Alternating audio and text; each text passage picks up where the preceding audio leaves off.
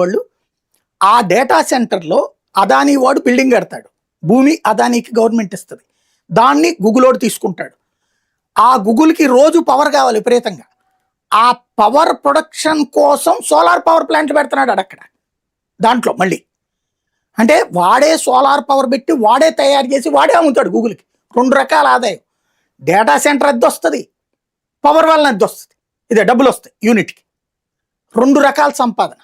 కానీ గూగులోడికి అమెరికాలో పెడితే 12 రూపాయలు 20 రూపాయలు ఛార్జీ పడుద్ది.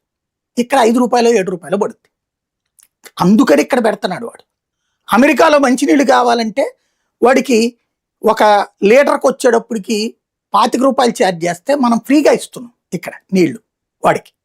దానికి 25,000 కోట్ల రూపాయలు రాష్ట్ర ప్రభుత్వం డబ్బులు పెడుతుంది వాళ్ళకి. తద్వారా వీళ్ళందరూ వస్తున్నారు. ఈ వచ్చినటువంటి వీటిటన్నిటి వలన పవర్ వస్తుంటే ఏం చేస్తున్నాయంటే మన ప్రభుత్వాలు ఇప్పుడు దాన్ని ఏమంటారు, మన వ్యవసాయ ఉచిత విద్యుత్ ఇస్తున్నారా, అట్లాగే నాయి బ్రాహ్మణులకని చేనేతని ఇట్లాంటి వాళ్ళకి ఫ్రీ అని ఇస్తున్నారు కదా. ఇది వీళ్ళ జేబుల్లో నుంచి ఏమైనా ఇస్తున్నారా? ఇస్తున్నారు కదా. వీటికి సంబంధించిన డబ్బులు ఎవరివ్వాలి? ప్రభుత్వం ఇవ్వాలి. కానీ ఇవ్వకుండా వివిధ రాష్ట్ర ప్రభుత్వాలు తెలివిగా ఏం చేస్తున్నాయి అంటే పవర్ ఏదైతే మన ఇవి ఉన్నాయి కదా, ట్రాన్స్కోలు జెన్కోలు